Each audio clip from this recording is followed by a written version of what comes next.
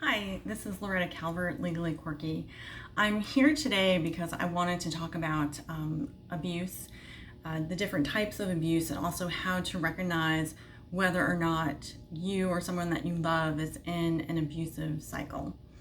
So, the common signs of abuse for things like physical abuse or emotional abuse include a building of tension in the relationship, then an incident of abuse, say a physical altercation, or someone raging and blowing up and cursing someone out and hurling all of these insults at them, then reconciliation, and then things return to a calm.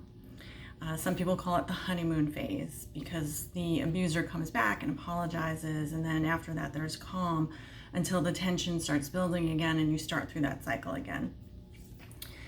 I mentioned physical abuse, and those signs of physical abuse might be pretty obvious. Some abusers are smart though. They know not to hit somebody in the face or someplace where it's visible, and so they'll actually target other areas that are normally covered by clothing. They'll also bite instead of punch or slap. You could have a situation where someone is being physically abused because of someone using an object in order to beat that person. And if someone is abused, there are doctors that are trained in uncovering that abuse. And I'm not just talking about a mental health professional. I'm saying if you went to a regular doctor, there are doctors out there that look for the signs of abuse, that might notice that that mark doesn't look like how someone would fall down on a stairs or get into banging into a desk. The classic idea that most people think of is the woman that has a black eye and she's like, oh, I'm so clumsy, I walked into a door. That's probably not how you got that black eye. Other types of abuse include emotional abuse, verbal abuse, financial abuse. There are people out there that will take control over someone's money, finances, important documents, and basically hold all of that hostage so that that person can't go anywhere and they are financially dependent and can't leave. Someone that is experiencing emotional or verbal abuse, insults, cursing, cutting you down, sarcastic biting remarks, telling you that you're no good and worthless. Those are some examples of emotional abuse. One of the things that people are becoming more educated about is narcissistic abuse. In narcissistic abuse, the classic first stage is called love bombing. And during the love bombing phase, the narcissist is playing a game where they are sizing you up and trying to figure out who you are and what you're looking for so they can present that image to you. If you like dogs, they like dogs. If you wanted to always go on vacation to Barcelona, they always wanted to go on vacation to Barcelona.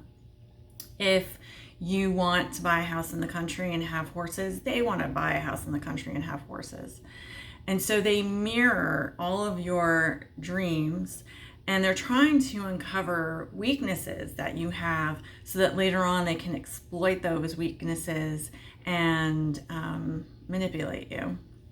So you have to watch out for that love bombing phase and someone that is trying to push you too fast into a relationship, maybe to move in together or to go away together. And before you know it, this person who has love bombed you and wormed their way into your life and gotten their hooks into you will suddenly start devaluing you. That's the second stage in narcissistic abuse. So they start with little digs and putting you down and, oh, you're not doing that right, or, oh, you never seem to know how to do this. I have been told in the past that I did not know how to make the bed correctly or fold a towel correctly. And so they want to put you down and wear down your self-esteem. So you could come into a relationship and have very high self-esteem and be perfectly healthy, but during the course of a narcissistic relationship, because of the cycle of abuse and going through that cycle over and over and over again, you get worn down, and then finally you are under that narcissist's thumb, and you find yourself, you're cut off from all of your friends, because the narcissist will triangulate you and put you in situations where you need to choose either them or your friends. And you're trying to make this person happy because everything was so great during the love bombing phase. If only I can get that person back. Where did that person go? And if I can figure out how to make this person happy with me again, maybe things will go back to normal. Maybe the person that, I fell in love with will come back. And narcissists, once they realize that you're thinking about leaving, they will say and do and promise pretty much anything in order to get you to stay.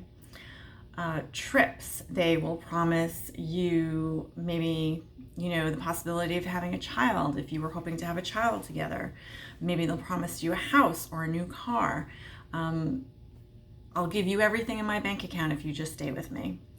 I mean, really crazy promises, because they are desperate to keep that narcissistic supply that makes them feel so good.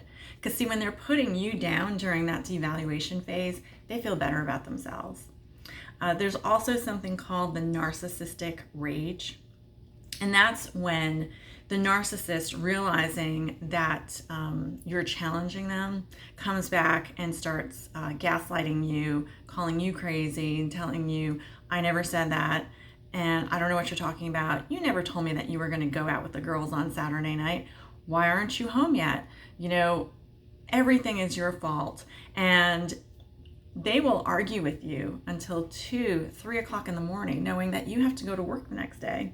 But they don't care. They want to win the argument. Actually, they don't just want to win the argument. They want to beat you down and get you to say uncle and apologize to them for bringing it up. And then they consider that a win. And they're, falling asleep peacefully while you're trying to wonder, what the hell just happened? Why am I apologizing? This all started because he told me that I forgot to buy olive oil at the grocery store. And so really small things will cause a narcissist to blow up. And so there's love bombing, devaluation, and then, let me try to get you back. And now I'm nice again, and I promise you stuff. Oh, but now, you sound like you're getting, like too confident and you might leave me. I'm not going to love bomb you anymore. What I'm going to do is I'm going to come back to devaluing you so that you know your place and you stay in your place. So don't fall for it. Don't fall for those narcissistic lies at the beginning when they're love bombing you. Don't fall for the lies when they are telling you that there's something wrong with you and you are the problem. And don't fall for the promises that they make in order to try to get you to stay.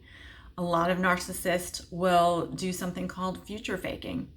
Again, promise you that vacation you've always wanted to go on, promise you a new house, promise you a new car, promise that you can go back to school, and then it never happens. And as the narcissist gets you deeper and deeper into, their power and starts sucking you dry, eventually that cycle gets tighter and tighter, just like you see in a regular cycle of abuse. And so maybe the narcissist at the beginning, behaved for 3 months before they slid back into their old bad habits and started gaslighting you. Then it turns into a month, then it turns into a week, then it turns into the next day they're back to their old habits, because they know they've cut you off from everybody and you have nowhere to go. They are it. They are the only game in town. And that's something that narcissists really enjoy doing. They will get you to actually move away from family and friends, have you in a new state where you don't know anybody and you are at their mercy. Because now who's going to believe you? No one knows you here. You were supposed to start fresh, and the starting fresh means I'm going to abuse you even more. So I really want to encourage you, if you think that you're in an abusive relationship, there is help out there. There are hotlines that you can call. It's important to have a plan in place before you leave. And I encourage all women, if you are thinking about getting married, there's nothing wrong with asking for a prenup. Doesn't matter how much or how little you have, you can do a prenup. If you're already married and you're in a dangerous situation and you have children, for the sake of your children, you should find help and get out of there.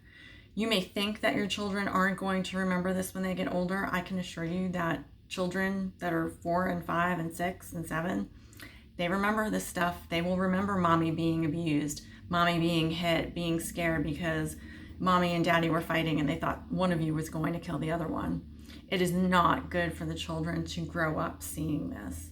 They get the wrong idea of what a romantic relationship is supposed to be, and they start to believe that love is dysfunctional and chaotic and hurtful. So for your children's future, get out. And then even if you're single and it's just you, maybe you're staying behind for a pet, get that pet to a friend and get yourself to a shelter or stay at a friend's house, but try to come up with a plan to get out of there. And as I said, there are hotlines that you can call. Find someone to assist you in getting out of the cycle of abuse. Some people don't understand why women stay. I don't think they understand how hard it is for a woman to leave after they have been cut off from their family, after they might have burned bridges because they sided with the abuser or the narcissist. And a lot of people said, you know what, I'm done. I can't watch you do this to yourself anymore. At some point, though, when that person that's being abused is ready to get out and it's time for them to leave, the help that you offer them could save their lives. So be patient. If you know that someone in your family is being abused, they'll see the light eventually and hopefully get out in time. If you are being abused, please seek help.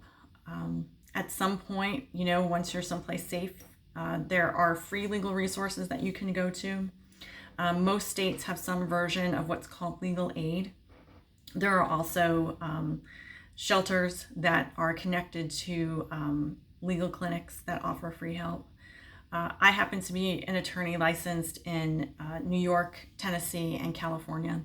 If you have any questions, you can call me. My number is listed on the Legally Quirky website. My email is also there.